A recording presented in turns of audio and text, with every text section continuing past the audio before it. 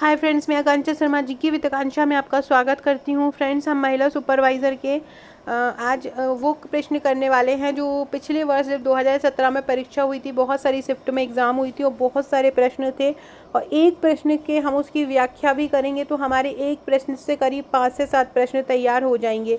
इसकी PDF जो उन्होंने हमारे नोट्स परचेज़ किए होंगे उनके साथ एक ग्रुप मिला होगा, इसकी PDF हम वहाँ पे आप लोगों को पहुँचा देंगे। तो चलिए स्टार्ट करते हैं।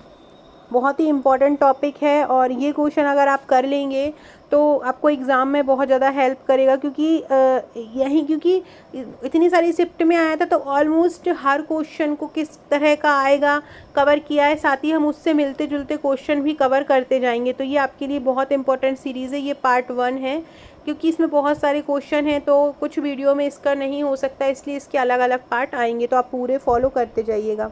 पहला क्वेश्चन है, बात की आयु में सर्वोच्च अस्थि द्रव्यमान एवं घनत्व प्राप्त करने और ऑस्टियोपोरोसिस के कारण होने वाले अस्थि भंग को जोखिम को घटाने के लिए किसकी पर्याप्त मात्रा आवश्यक है। देखो, जैसे उम्र बढ़ती है तो व्यक्ति की हड्डियां कमज़ोर हो जाती हैं, हड्डियों का द्रव्यमान कम हो जाता है, मतलब भार कम हो जाता है, घनत्व कम हो जाता है।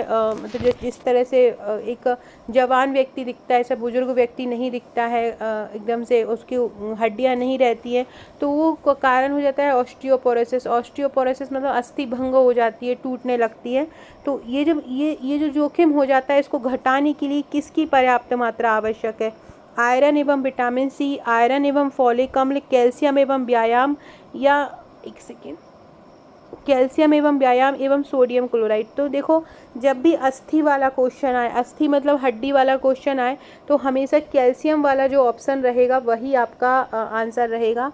कैल्शियम जो होता है शरीर में हड्डियों के लिए आवश्यक होता है। हमारी जो हड्डियां होती हैं वो कैल्शियम से ही बनी होती हैं, कैल्शियम फास्फोरस उसमें पाया जाता है। तो याद रखिए, जैसे कि पथरी हो जाती है तो उसी कैल्शियम जो ऑक्जेलेट है उसके जमा होने के कारण हो जाती है। तो याद रखिएगा कि जब भी हड्डियों से संबंधित कोई बीमारी हो जाती है तो किसकी कमी से होती है, कैल्शियम की कमी से होती है, और ये विटामिन डी में पर्याप्त मात्रा में मिल जाता है। इसके बारे में पढ़ लेते हैं।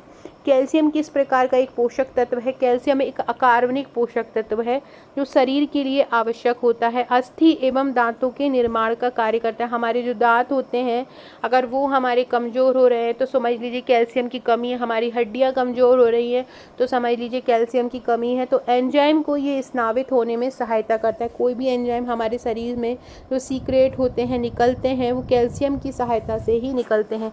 कैल्शियम के स्रोत की बात की जाए तो दूध में भरपूर कैल्शियम पाया जाता है, हरी सब्जियों में पाया जाता है, मक्का में पाया जाता है और बाजरा में पाया जाता है। कैल्शियम की कमी के कारण अस्थियां जो होती हैं या हड्डियां जो होती हैं वो ठीक से नहीं बनती हैं और वयस्कों में हड्डियों की बनावट की प्रक्रिया भी रुक जाती है। मतलब वयस्कों में जो हड्डियां बनती हैं वो प्रक्रिया भी इसके कारण रुक जाती है। अगला क्वेश्चन देखते हैं।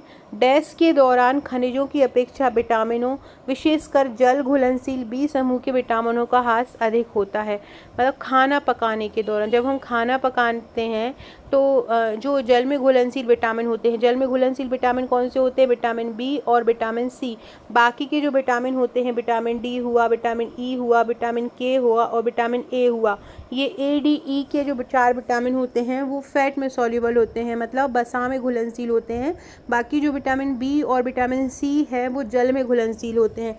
तो जैसे ही हम खाने को पकाते हैं तो ये जिस तरह जो पानी भाप बन के उड़ जाता है और जो पानी में घुल जाते हैं, तो ये पानी में जैसे ही हम खाना पकाते हैं तो ये नष्ट हो जाते हैं। तो याद रखिएगा, खाना पकाने के दौरान खनिजों की अपेक्षा विटामिन, विशेषकर जो बी समूह के विटामिन होते हैं जैसे कि B1 हुआ, B2 हुआ, B3 हुआ, B5 हुआ, B6 हुआ, B12 हुआ, B7 हुआ, ये विटामिन B9 हुआ है, तो ये सभी जो विटामिन बी के प्रकार हैं ये नष्ट हो जाते हैं। याद रखना, खाना बनाते समय कौन सा विटामिन विशेषकर हानि होती है, विटामिन बी समूह की हानि होती है। विटामिन बी जो होता है वो शरीर को जीवन शक्ति देने के लिए बहुत ज़्यादा आवश्यक है। हमारे जीवन के लिए हमें रक्षात्मक आवरण प्रदान करने के लिए शरीर में रेगुलर क्रियाएं जो चलती हैं। कार्यात्मक क्रिया विटामिन बी कॉम्प्लेक्स जिसको बोला जाता है, विटामिन बी कॉम्प्लेक्स में जितने भी विटामिन होते हैं विटामिन के, वो सभी इसमें आ जाते हैं। विटामिन बी कॉम्प्लेक्स जो होता है 120 सेंटीग्रेड तक की गर्मी सहन करने की क्षमता रखता है। ये भी इम्पोर्टेंट है, इस प्रकार के क्वेश्चन भी जो है आयोग पूछ सकता है। तो विटामिन बी कॉम्प्लेक्स कितनी गर्मी सहन करने की क्षमता रखता है? 120 सेंटीग्रेड तक गर्मी सहन करने की क्षमता रहता है। यह पानी में घुलनशील होता है। विटामिन बी क्या होता है? पानी में घुलनशील होता है। विटामिन बी और विटामिन सी दो ऐसे विटामिन हैं जो क्या होते हैं? पानी में घुलनशील लगते हैं। इसका जो प्रमुख कार्य है वो स्नायु को स्वस्थ रखना है। विटामिन बी क्या करता है? जो हमारे स्नायु तंत्र होते हैं उनको स्वस्थ रखता है तथा भोजन के पाचन में ये सक्रिय योगदान देता है। स्नायु को स्वस्थ रखने के साथ साथ क्या करता है? ये भोजन के पाचन में भी सक्रिय योगदान देता है। तो ये आपको याद रखना है।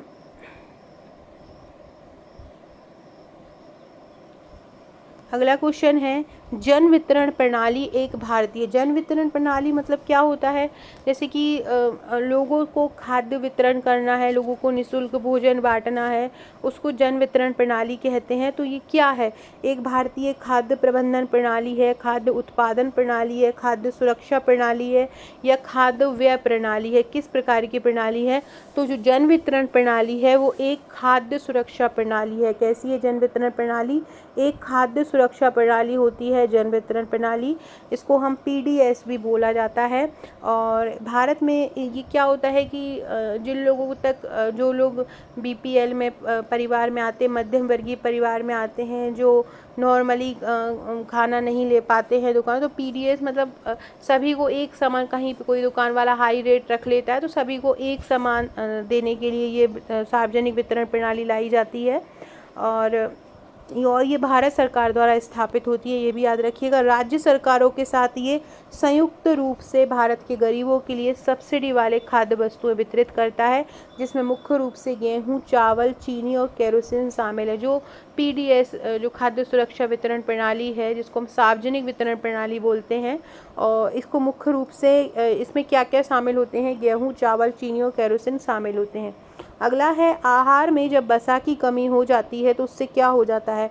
लिनोलिक अम्ल की कमी, एरिकिडोनेरिक अम्ल की कमी, उपरोक्त दोनों या उपरोक्त में से कोई नहीं। अगर हमारे शरीर में वसा की कमी हो जाती है तो सबसे पहले ऊर्जा से व्यक्ति लैस हो जाता है, क्योंकि जो फैट होते हैं वो हमारे शरीर को ऊर्जा भी प्रदान करते हैं। तो शरीर में लिनोलिक अम्ल पाया जाता है जो फैट द्वारा ही मिलता है, तो उसकी कमी हो जाती है। और एक होता है एरिकिडोनेरिक अम्ल, इसकी भी कमी हो जाती है। तो ये दोनों ही इसके आंसर सही हो जाएंगे। फ्रेंड, डिस्क्रिप्शन बॉक्स में आपको मेरे WhatsApp group, Telegram group, Facebook, Twitter, Insta का लिंक मिल जाएगा। ज्वाइन नहीं किया है तो ज्वाइन कर लीजिएगा। मेरी इंस्टाग्राम आईडी है आकांक्षा 1957। आप मुझे यहाँ पर भी फॉलो कर सकते हैं मेरी इंस्टाग्राम आईडी पर। और जब आप मुझे फॉलो करो तो हाय लिखकर मैसेज भी कीजिएगा, आकांक्षा 1957। इसके अलावा एक हमारा पब्लिक ग्रुप है व्हाट्सएप का, जहाँ पे मैं क्विज देती हूँ। एक टेलीग्राम ग्रुप भी बनाया है सुपरवाइज़र के नाम से, महिला सुपरवाइज़र के नाम से, तो आप वहाँ भी ज्वाइन हो सकते हैं। वसा के बारे में पढ़ते हैं। तो वसा हमें ऊर्जा प्रदान करता है। जब वसा की कमी हो जाती है तो लिनोलिक अम्ल और एरिकिडोनिक की कमी हो जाती है। लिनोलिक अम्ल एक पॉली अनसैचुरेटेड ओमेगा 6 फैटी अम्ल है। क्या है ये क्वेश्चन याद रखना। जैसे कि कोई चीज़ है जो आपको पिछली बार पूछी गई हो और मैं अभी व्याख्या में बता रही हूँ, तो वो आप उसको लिखकर याद कर लीजिएगा, क्योंकि वो क्वेश्चन हो सकता है इस बार ही पूछ ले। जैसे कि लिनोलिक अम्ल का ये पूछा कि वसा की कमी से किसकी कमी हो जाती है, तो हो सकता है अभी आपसे ये पूछें कि जो लिनोलिक अम्ल है वो किस प्रकार का है। तो लिनोलिक जो है वो पॉली अनसैचुरेटेड ओमेगा 6 फैटी अम्ल है। यह उचित स्वास्थ्य के लिए आवश्यक होता है। एरिकिडोनिक अम्ल जो होते हैं फास्फोलिपिड्स में शरीर के कोशिकाओं की झिल्ली में मौजूद पॉलीअनसैचुरेटेड फैट अम्ल होते हैं। अगला क्वेश्चन है, लगभग सभी लोगों का स्वास्थ्य अच्छा बनाए रखने वाले आहार से प्राप्त पोषक तत्वों के अंतर्ग्रहण को किस नाम से परिभाषित किया जाता है? मतलब ऐसा आहार जो सभी लोगों के लिए अलग अलग हो, जो मतलब स्थिर काम करते हैं, कोई मतलब ज़्यादा वर्क नहीं करते हैं, और जो मध्यम काम करते हैं या कोई भारी काम करते हैं, गर्भवती महिलाएं हैं, बच्चे, अलग अलग जो पोषण आहार के लिए जो दिया जाता है उसको किस नाम से परिभाषित किया जाता है? उसको अनुशंसित आहार अनुमतियाँ, या जिसको RDA भी बोला जाता है, RDA भी बोला जाता है। और इसको अनुशंसित आहारीय अनुमतियाँ भी बोला जाता है। इसके बारे में पढ़ लेते हैं। अनुशंसित आहारीय अनुमतियाँ आवश्यक पोषक तत्वों के सेवन से का स्तर है जो वैज्ञानिक ज्ञान के आधार पर भोजन द्वारा न्यायित होता है। अच्छे स्वास्थ्य के लिए आहार और कैलोरी प्रोटीन सघन होना चाहिए। इनमें से किसके अपशोषण के लिए नेज या इंट्रीजिंक की आवश्यकता होती है? नेज या इंट्रीजिंक कारक की आवश्यकता इनमें से किसके लिए होती है? Vitamin C, vitamin E, vitamin B12 या फॉलिक अम्ल। इसका आंसर विटामिन B12 है। विटामिन B12 के अपशोषण के लिए इंट्रीजिंक एक या नेज कारक होता है, उसकी आवश्यकता होती है। बहुत इंपॉर्टेंट है और ये कठिन क्वेश्चन भी है। जिस तरह से क्वेश्चन का लेवल होता है उसमें ये कठिन है, तो ये हो सकता है ये आए तो ये याद रखो। किसके अपशोषण के लिए नेज या इंट्रीजिंक कारक की आवश्यकता होती है? तो विटामिन B12 के लिए नेज या इंट्रीजिंक कारक की आवश्यकता होती है। किसके लिए? विटामिन B12 के लिए होती है। विटामिन B12 क्या होता है? एक अपशोषण कारक होता है। विटामिन B12 को कोवालमिन भी कहा जाता है क्योंकि इसमें कोवाल्ट धातु पाई जाती है, इसलिए इसको कोवालमिन कहा जाता है। याद रखिएगा, ये भी पूछ सकते हैं कि किस धातु, किस विटामिन में कोवाल्ट पाया जाता है। तो जो कोवालमिन होता है उसमें कोवाल्ट पाया जाता है। विटामिन B12 की कमी के कारण फॉलिक एसिड का अपशोषण नहीं हो पाता। शरीर में विटामिन 12 की कमी नहीं होना चाहिए। अगर हो जाती है तो शरीर में से क्या होता है? फॉलिक एसिड का अपशोषण नहीं हो पाता। विटामिन B12 की कमी का निदान करने के लिए सीरम विटामिन B12 टेस्ट या बोन मैरो बायोप्सी टेस्ट आदि किया जाता है। क्या तो सीरम विटामिन 12 टेस्ट करते हैं या क्या करते हैं? बोन मैरो बायोप्सी टेस्ट किया जाता है। ये भी इम्पोर्टेंट है, ये लाइन भी याद कर लीजिएगा। अगर विटामिन B12 की कमी हो जाए तो किसका टेस्ट करना चाहिए? सीरम विटामिन B12 टेस्ट या बोन मैरो बायोप्सी टेस्ट, क्योंकि बोन मैरो अगर विटामिन B12 की कमी हो जाती है तो वो मस्तिष्क पर भी प्रभाव करती है। तो क्या करना चाहिए इसमें? बोन मैरो बायोप्सी या सीरम विटामिन B12 टेस्ट करना चाहिए।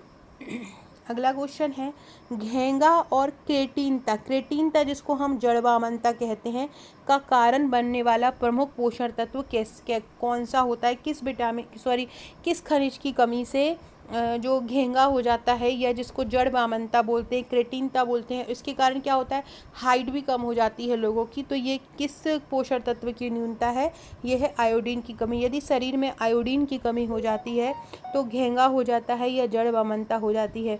आयोडीन थायराइड ग्रंथि से उत्पन्न हार्मोन होता है, इसको हम थायरॉक्सिन कहते हैं, जिसमें आयोडीन होता है। आयोडीन की कमी से थायराइड ग्रंथि बड़ी हो जाती है। अगर शरीर में आयोडीन की कमी हो जाती है तो जो गले में एक थायराइड ग्रंथि पाई जाती है उसका आकार क्या होता है? बड़ा हो जाता है।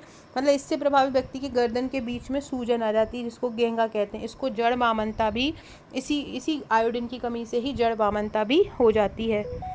फ्रेंड्स, अगर आपने अभी तक हमारे महिला सुपरवाइज़र के नोट्स नहीं लिए हैं तो आप हमारे महिला सुपरवाइज़र के नोट्स ले सकते हैं। महिला सुपरवाइज़र नोट्स में टोटल 7 बुकलेट आपको दी जाती हैं।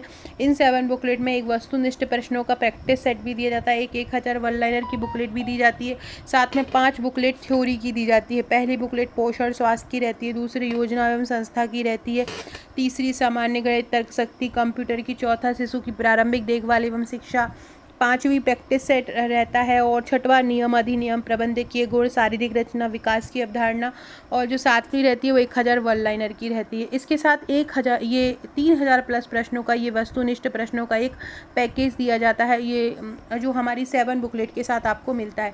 बहुत सारे लोगों के फ़ोन और मैसेज आते हैं कि हम अकेले ये अवेलेबल करा दें, तो ये सिंगल अवेलेबल नहीं है, आपको पूरा का पूरा आपको याद करना पड़ेगा और पूरा का पूरा लेना पड़ेगा। पूरा का पूरा लेना पड़ेगा। क्या है कि हम ये जो 7 बुकलेट होती हैं इनके साथ हम आपको एक व्हाट्सएप का ग्रुप भी प्रोवाइड कराते हैं। उस व्हाट्सएप के ग्रुप में हम क्या करते हैं? तैयारी कराते हैं, महत्वपूर्ण क्वेश्चन देते हैं, रोज़ाना टॉपिक दिए जाते हैं सरल सरल तरीके से बना के, चित्रात्मक प्रस्तुति से, वन लाइनर फैक्ट दिए जाते हैं, ऑब्जेक्टिव क्वेश्चन दिए जाते हैं। आपको ये 3000 प्लस तो आपको हार्ड कॉपी मिलेगी, मतलब 7 बुकलेट आपको आपके घर पे मिलेंगी। 7 बुकलेट में आपको एक ये प्रैक्टिस सेट मिलेगा, एक वन लाइन, और 5 बुकलेट आपको जो टॉपिक वाइज हैं वो मिलेंगी। जो हमारा एक व्हाट्सएप का ग्रुप है वो व्हाट्सएप ग्रुप, एक व्हाट्सएप और एक टेलीग्राम ग्रुप, आपको दोनों ही एक पेड बनाया हुआ है मैंने। यहाँ पे हम आपको टेस्ट कराएंगे, इम्पॉर्टेंट पीडीएफ देंगे, एग्ज़ाम तक कोई करंट अपडेटेड योजना आई है, कोई करंट अपडेटेड क्वेश्चन आया है तो वो सभी हम आपको यहाँ पर प्रोवाइड कराएंगे। कोई भी महिला बाल विकास से संबंधित कोई परिवर्तन होता है, कोई योजना बनती है, कोई अध्यक्ष बदलते हैं, तो ये सब हम ग्रुप में कराते हैं। ग्रुप में आपकी करीब 30,000 प्रश्नों की तैयारी आपको हो जाएगी। मार्केट में आपको बुक मिल जाएंगी, 400-500 की बुक मार्केट में आपको मिल जाएंगी, लेकिन ये हमारे जो नोट्स हैं वो थ्योरी भी है, एमसीक्यू भी है और ऑनलाइन भी है।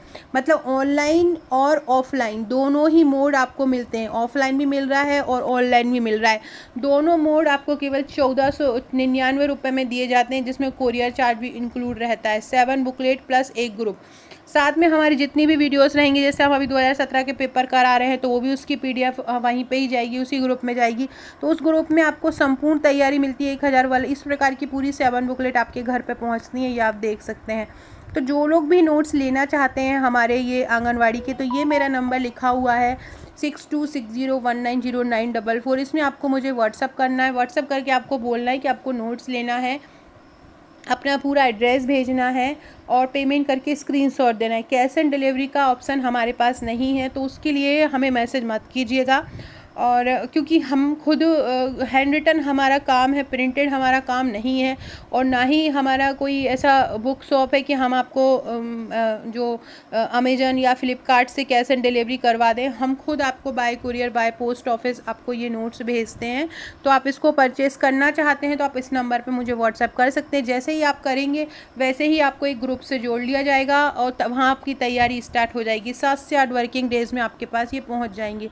बहुत शानदार प्रबंधन की ट्रिक्स, मैथ्स की ट्रिक्स, रीजनिंग की ट्रिक, कंप्यूटर की ट्रिक, बाल विकास की ट्रिक सारी आपको कवर करवाई जाएंगी। अगला क्वेश्चन है, कुछ कैरोटेनॉइड जैसे लाइकोपेन हुआ एकल ऑक्सीजन के भक्षक होते हैं और शक्तिशाली डैश प्रदान करते हैं, क्या होते हैं? तो कुछ कैरोटेनॉइड जो होते हैं वो लाइकोपेन एकल ऑक्सीजन के भक्षक होते हैं, मतलब उनका पोषण करते हैं, उनको खाते हैं और शक्तिशाली एंटीऑक्सीडेंट गतिविधि प्रदान करते हैं, मतलब हमारे शरीर को प्रतिरक्षण प्रदान करते हैं। एंटीऑक्सीडेंट क्या होता है? गतिविधि अणुओं के ऑक्सीकरण को रोकती है। एंटीऑक्सीडेंट जो गतिविधि होती है वो क्या करती है? वो अणुओं के ऑक्सीकरण को रोकती है। ऑक्सीडेशन जो होता है एक रासायनिक या केमिकल प्रोसेस होती है जो मुक्त कण पैदा कर सकता है। तो याद रखिएगा, कुछ कैरोटेनॉइड जैसे कि लाइकोपेन होते हैं, लाइकोपेन एक कैरोटेनॉइड है, ये एकल ऑक्सीजन का भक्षक होता है और ये क्या प्रदान करते हैं? एंटीऑक्सीडेंट गतिविधि प्रदान करते हैं। अगला है, इनमें से कौन सा विटामिन B12 की कमी से उत्पन्न मेगाब्लास्टिक एनीमिया को ठीक करता है? इनमें से ऐसा कौन सा विटामिन है जो B12 की कमी से होने वाली मेगाब्लास्टिक एनीमिया को ठीक करता है? तो कौन है? फॉलिक अम्ल है, आयरन है, विटामिन B6 है या थायमिन है? तो फॉलिक अम्ल। फॉलिक अम्ल जो होता है विटामिन B12 की कमी से जो मेगाब्लास्टिक एनीमिया हो जाता है, अगर वो हो जाता है विटामिन B12 की कमी से, तो अगर फॉलिक अम्ल की टैबलेट दे दी जाए तो वो जो बीमारी होती है जो विटामिन B12 से हुई है वो ठीक हो जाती है। तो क्या लिखेंगे? मेगाब्लास्टिक एनीमिया एक प्रकार का एनीमिया हो जाता है। एनीमिया मतलब होता है खून की कमी।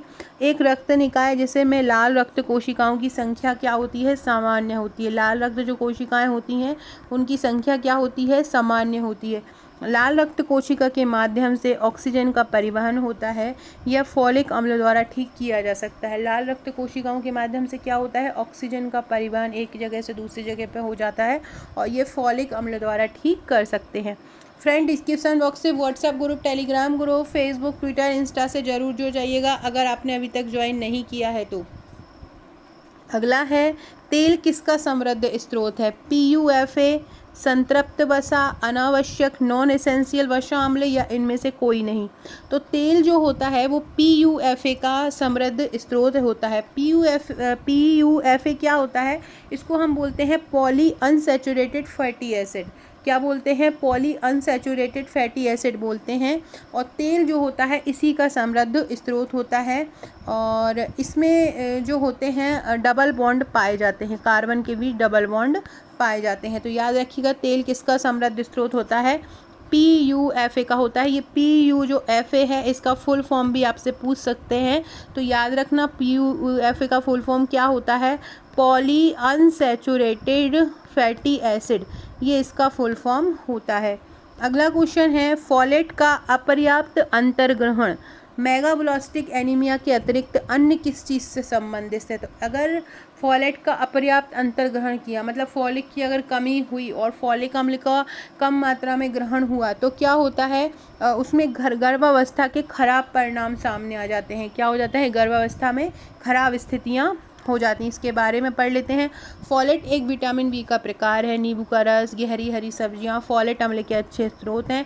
फॉलेट की कमी मेगाब्लास्टिक एनीमिया जिसमें आरबीसी कम हो जाती है और इसकी कमी से गर्भावस्था के खराब परिणाम सामने आ सकते हैं।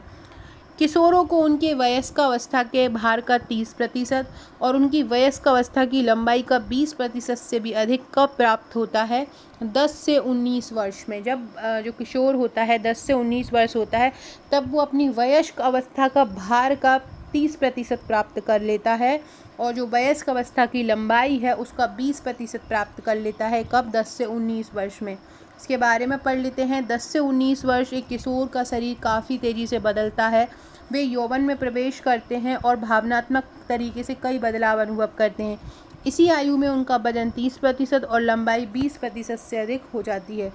अगला है, गर्भावस्था के दौरान ऊतक संश्लेषण की गति बढ़ने, सक्रिय ऊतक द्रव्यमान में वृद्धि होने और हृदय वाहिकीय एवं श्वसन कार्य में वृद्धि के कारण आधारिक उपापचय में वृद्धि होती है। कब होती है जी, गर्भावस्था के दौरान होती है। यदि ऊतक संश्लेषण की गति बढ़ जाती है, सक्रिय ऊतक द्रव्यमान में वृद्धि हो जाती है और हृदय वाहिकी एवं श्वसन कार्य में वृद्धि हो जाती है। क्यों होती है, जब ये शरीर में आधारिक उपापचय मतलब मेटाबॉलिज्म सही से काम नहीं करता है, तो मतलब आधारिक उपापचय शेष यूनिटों पर प्रति यूनिट समय में ऊर्जा व्यय का न्यूनतम। आधारिक उपापचय क्या होता है, जो जितने भी उपापचय होते हैं उनमें जो सबसे कम जो है वो है ये आधारिक उपापचय होता है, जो सबसे कम ऊर्जा व्यय करता है। आधारिक उपापचय दर कैलोरी में व्यक्त ऊर्जा की मात्रा होती है जो किसी व्यक्ति को शरीर के बाकी हिस्सों पर काम करने की ज़रूरत होती है।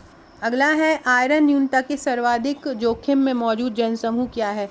नवजात शिशु बच्चे, ये बिल्कुल सही है, इनमें भी आयरन की कमी हो जाती है। गर्भवती वाली महिलाओं में भी हो जाती है, क्योंकि एक बच्चा पल रहा होता है उनके अंदर। गर्भवती महिलाएं और उपरोक्त मतलब जो होने वाली होती हैं और जो हो चुकी होती हैं और जो बच्चे, सभी में ही आयरन न्यूनता के जोखिम पैदा हो सकते हैं। तो पर्याप्त आयरन के बिना लाल रक्त कोशिकाएँ शरीर के ऊतकों तक पर्याप्त मात्रा में नहीं पहुँच सकती। आयरन की कमी से रक्त कोशिका का स्तर कम हो जाता है और एनीमिया और अजन्मे शिशुओं का विकास देर से होता है। इस प्रकार उपरोक्त सभी जनसमूह को आयरन की कमी से सर्वाधिक जोखिम कहा जाता है। गर्भावस्था में ऊर्जा की आवश्यकता बढ़ जाती है। क्यों? क्योंकि मातृ ऊतकों की वृद्धि होती है। क्यों होती है? माता के साथ साथ क्या होगा, उसका बच्चा भी अंदर पड़ेगा, तो बच्चे की भी कोशिकाएं बढ़ेंगी और माता की भी बढ़ेंगी, तो इसलिए ऊतकों की वृद्धि होगी, इसलिए ज़्यादा ऊर्जा चाहिए। गर्भस्थ शिशु में गर्भनाल की वृद्धि होगी, इसलिए भी चाहिए, तो ये दोनों कारक सही हो जाएंगे। सो फ्रेंड्स, ये थे हमारे आज के क्वेश्चन। नेक्स्ट वीडियो कल लेके आऊँगी। वीडियो अच्छा लगे तो लाइक शेयर जरूर कीजिएगा। ए सीरीज़ मैंने टॉपिक वाइज सुपरवाइज़र तैयारी के लिए आरंभ की है। इसकी 2 वीडियो हो चुकी हैं, A1 और A2, बहुत शानदार। एक में मैंने महिला आयोग कराया, एक में मैंने टीकाकरण बच्चों का कराया है, बहुत ही शानदार तरीके से। प्लेलिस्ट में डिस्क्रिप्शन बॉक्स में उसकी प्लेलिस्ट भी लिंक डाल दूँगी। साथ में एक मॉडल टेस्ट की भी मैंने एक प्लेलिस्ट बनाई है, मॉडल प्रैक्टिस सेट भी आपको करा रही हूँ, तो वो भी नहीं देखे हैं तो वो भी देख लीजिएगा। Okay friends, thank you.